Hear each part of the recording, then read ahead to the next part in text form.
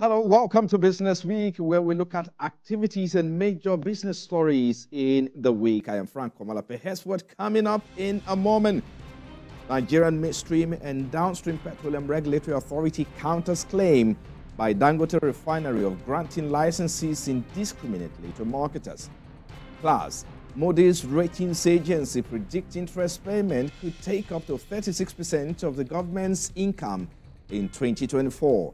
Outside Nigeria, China and the European Union have agreed to start talks on planned imposition of tariffs on Chinese-made electric vehicles imported into the European market. Now, these and many more are the highlights of the show. Thank you for joining us, everyone.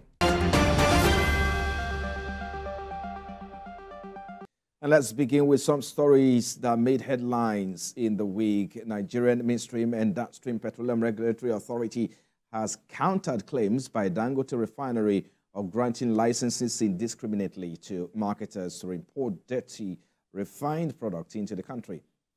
The authority had since been silent on the issue but spoke for the first time at a meeting with oil marketers and local refiners in Abuja. It insists there is no dirty fuel coming into the country, as the average sulfur content in every AGU brought into Nigeria is far below the 50 parts per million regulatory allowance. To put an end to crude oil theft, the Nigerian National Petroleum Company Limited has uncovered another 165 illegal refineries in various locations across the Niger Delta. According to NNPC Limited data recorded between June 15 and 21, government and private security agencies reported about 400 incidents of oil theft and vandalism. He said 69 illegal connections were discovered and disconnected in Bayelsa and Rivers State, while 18 cases of oil spills owing to vandalism or illegal connections were reported across the region. Silma refining sites were uncovered in different locations in Abia and Bayelsa State. NNPC disclosed that 19 illegal storage sites filled with stolen crude and illegally refined products were uncovered in Delta, Imo, Rivers, Abia, and Bayelsa State, respectively. Elsewhere in the week, the federal government has launched the National Agricultural Sample Census Report to boost agricultural productivity and improve farmers' livelihoods in Nigeria. At the launch in Abuja, key stakeholders, including the National Bureau of Statistics, the World Bank, and the Ministry of Agriculture and Food Security, praised the initiative, emphasizing that data collation is paramount in today's world. Uloma Onyemachi completes the story.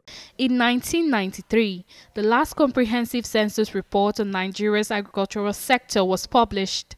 Over 3 decades have passed since then, during which Nigeria's population has surged, and factors such as urbanization and climate change have dramatically reshaped the landscape.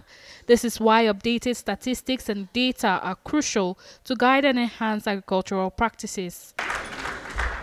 These latest census reports, funded by the World Bank and conducted in collaboration with the National Bureau of Statistics, the Food and Agricultural Organization, and other key stakeholders, aims to fill this critical data gap.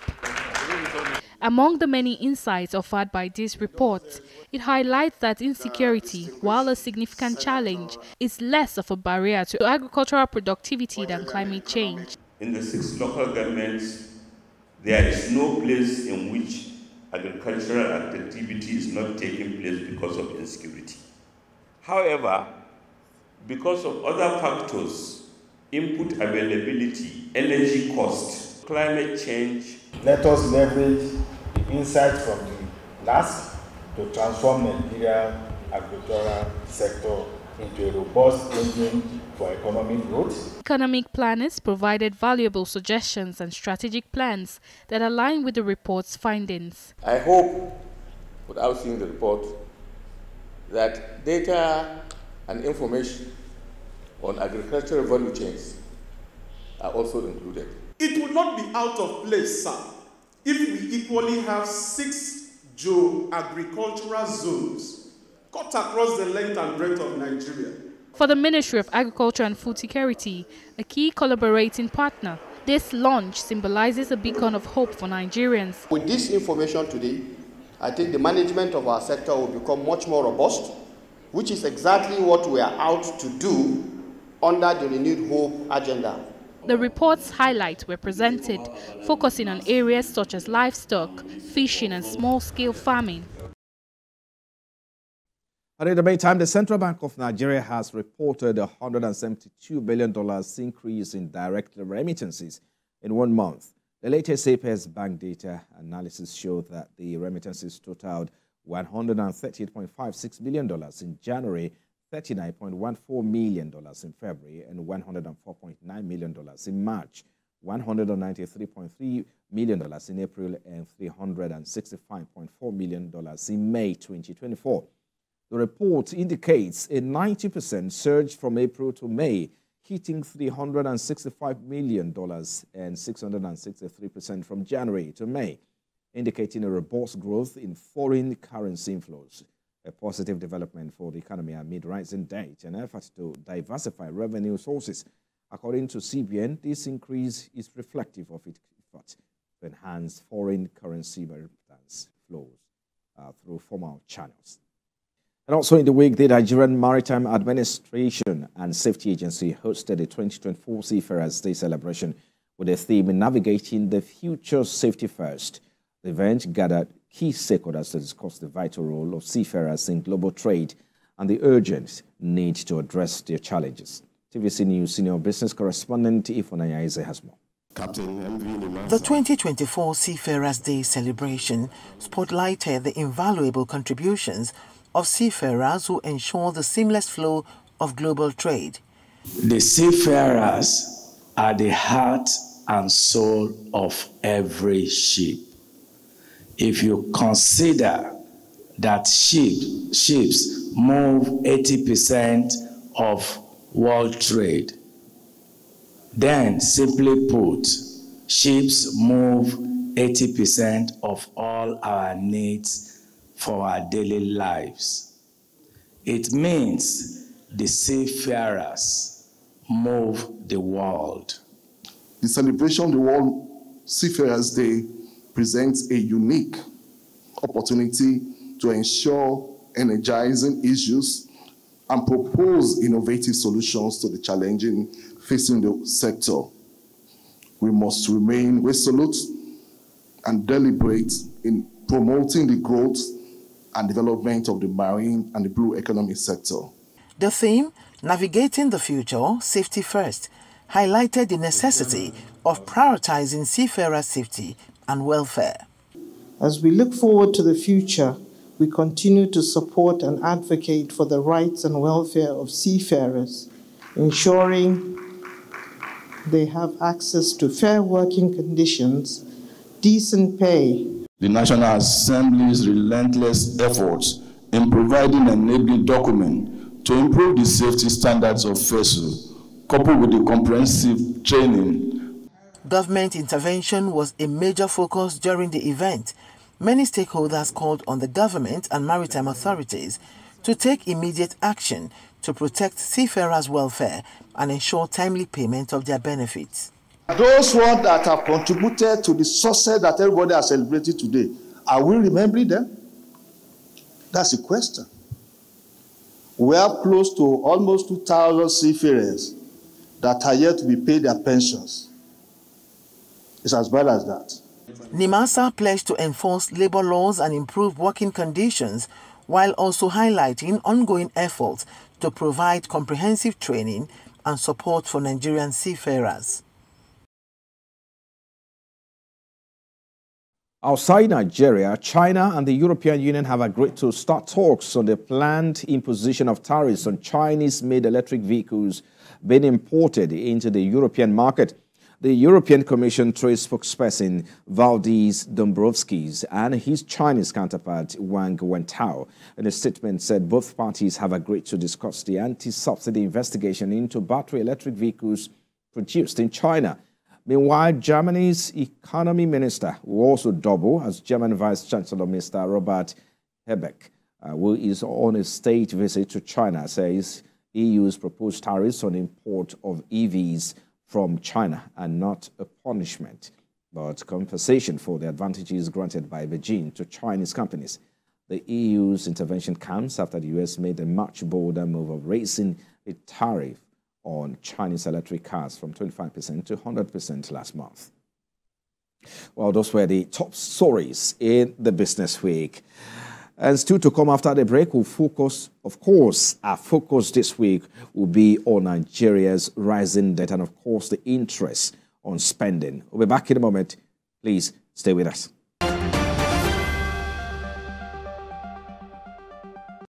Thank you, everyone. If you just join us, you're watching Business Week coming to you from our studios here in Lagos, the nation's commercial capital. Let's get into our conversation for today as Nigeria grapples with the challenges of economic growth. A new threat has emerged on the horizon. That's the alarming rise in the country's debt burden, coupled with skyrocketing borrowing cost. According to a recent report by global rating agency Moody's, Nigeria's interest spending on debt might consume up to a staggering 36% of the federal government's revenue in 2024. This revelation has attracted reactions from economists, raising urgent questions about the sustainability of Nigeria's fiscal policies and the potential impact on the country's long-term economic prospect. Now let's get talking. I'm joined by senior economist at Steers, Mrs. Dumebi Oluwole. Thank you, Mrs. Oluwole, for joining us. Let's start with the key findings of this review. According to Moody's analysis, Nigeria's interest spending on debt might consume up to 36% of the federal government's revenue in 2024. That's a staggering figure, and it raises some serious concerns about the country's fiscal sustainability. Just recently, the DMO's report clarified that Nigeria's public debt rose by 7.71 trillion in 3 months. How do you address these concerns at CS? Debt is a very fragile issue right now globally, especially for middle to low income countries like Nigeria. And the key issue here is that debt levels are rising substantially and unsustainably, right? Because these countries are already fiscally stressed and will be unable to repay their debts, including the interest payments, considering the current macroeconomic landscape globally that is currently characterized by high interest rates and, to some extent, bearish investor sentiment, at least towards emerging markets, like emerging and developing markets. Though we're seeing, some bullish sentiments here and there from investors, the expectation is that they will continue to price in this Africa premium on various countries, including Nigeria. Right now, the concern about Nigeria's fiscal sustainability is it's pretty straightforward in the sense that we're not earning enough and we're paying a lot of debt, right? And we're also collecting more debt or planning to even collect more debt. So all of that put together is questioning the ability of the government to, meet its current budget obligations, and even sort out, upcoming debt repayments to both multilateral, bilateral, and, commercial creditors. To simply answer the question on why Moody's is saying what they're saying, and I think it's not too late to start flagging these issues, considering that considering that the current debt level for Nigeria is already beginning to increase so much, and from our calculations, the new $2.25 billion loan from the World Bank might, increase Nigeria's total debt stock by about 2.466%.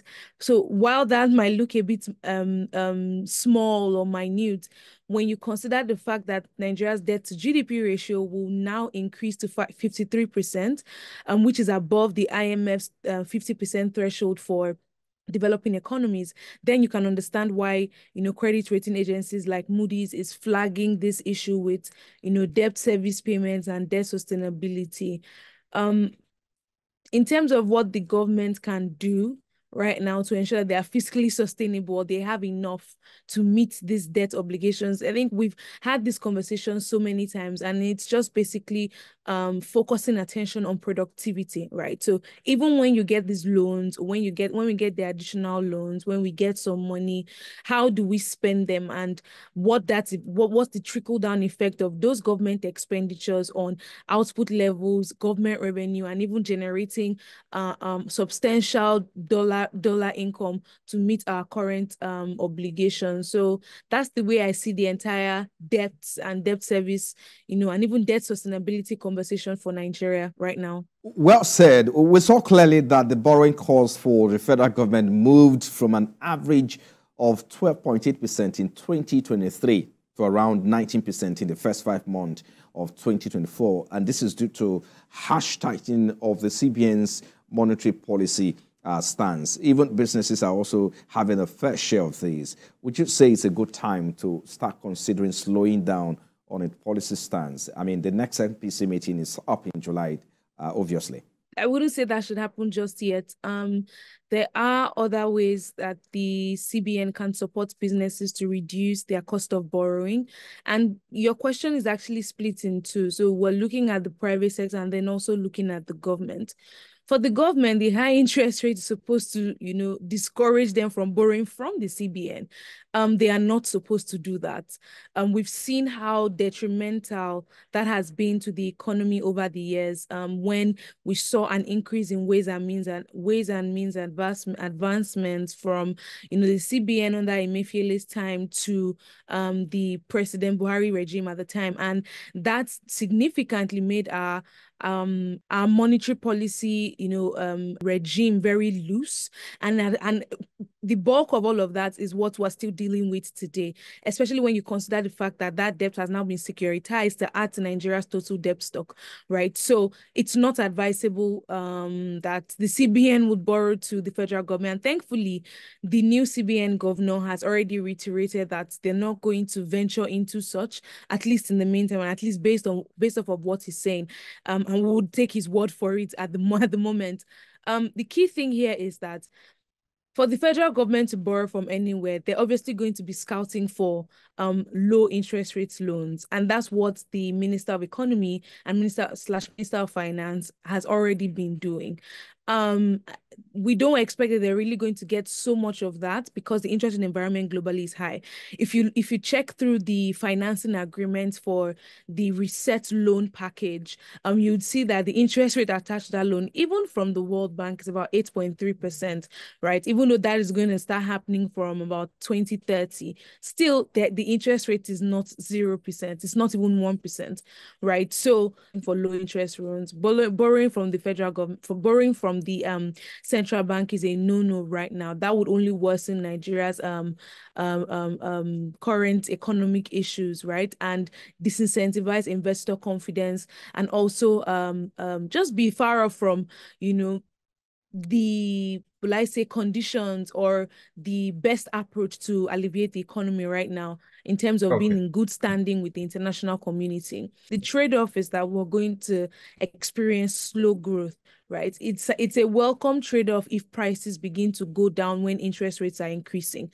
And so the only unfortunate thing now for Nigeria's context is that the exchange rate as well is significantly depreciating, right? So the attention solely should be on stabilizing the exchange rate, because from there, businesses will, see their input cost materials also reduce substantially.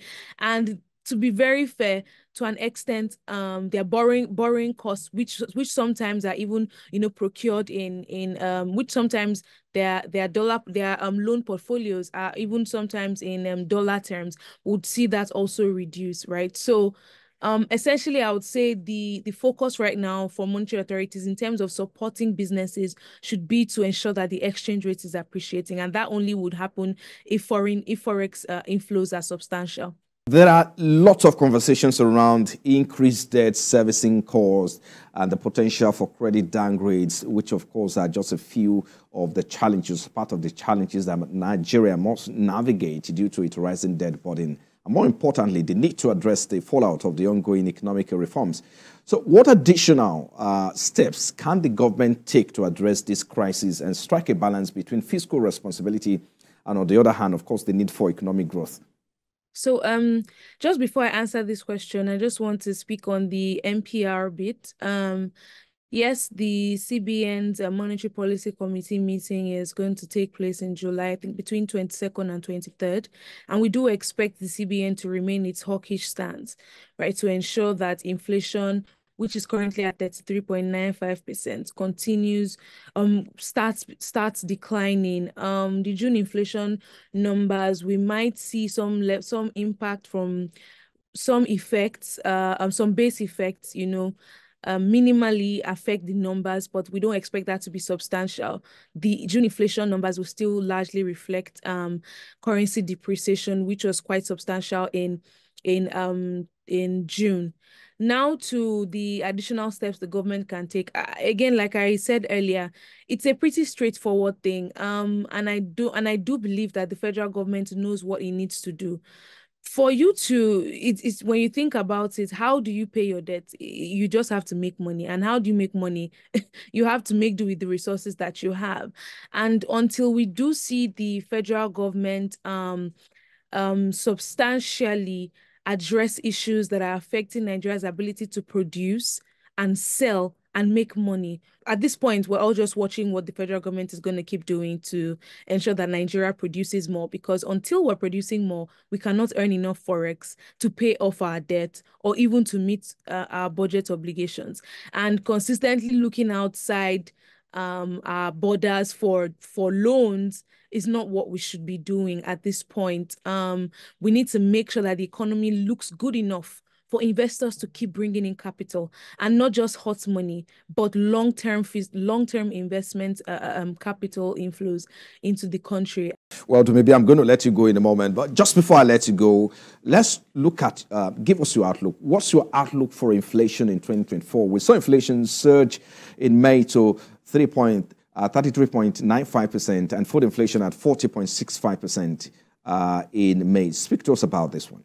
I mean, our outlook for inflation is for 2024, it's around it's between 30% to between 27 to 30%. And the reason why this is the case is because we're considering the impact of base effects on the headline inflation numbers in Q3 before we see, like, maybe to some extent an uptick in inflation again. We're also, our forecast also consider the impact of this World Bank loan on reserves and the CBN's ability to somewhat support the currency when it decides to, and how that would, in turn affect output and then prices. So that's where we expect inflation to be for the end of the year. But to mention, or what worthy of mention is the fact that our forecasts are reviewed monthly. So by when the June inflation numbers come out, these numbers will be updated again to reflect current market conditions. What a good place to leave. Thank you so much for your time. Mrs. Dumebi Oluwole is a senior economist at STS. We appreciate your time on Business Week. Thank you for having me. Well, have a great weekend. You've been watching Business Week, and just before we let you go, let's tell you that Nigeria's external reserve hit a new milestone in June, rising to $34.07 billion, the highest level since March 2024. This is according to data by the central bank's external reserve position, as figure rose substantially by $1.3 billion in June to $34.07 billion. Last week, external reserve reached a 3-month high when it rose to $33.5 billion and has continued to surge since then, topping $34 billion for the first time since March. Well, and that's our show this week. Thank you, everyone, for sharing your weekend with us. I am Franco Malape. I'll see you again. Bye-bye for now.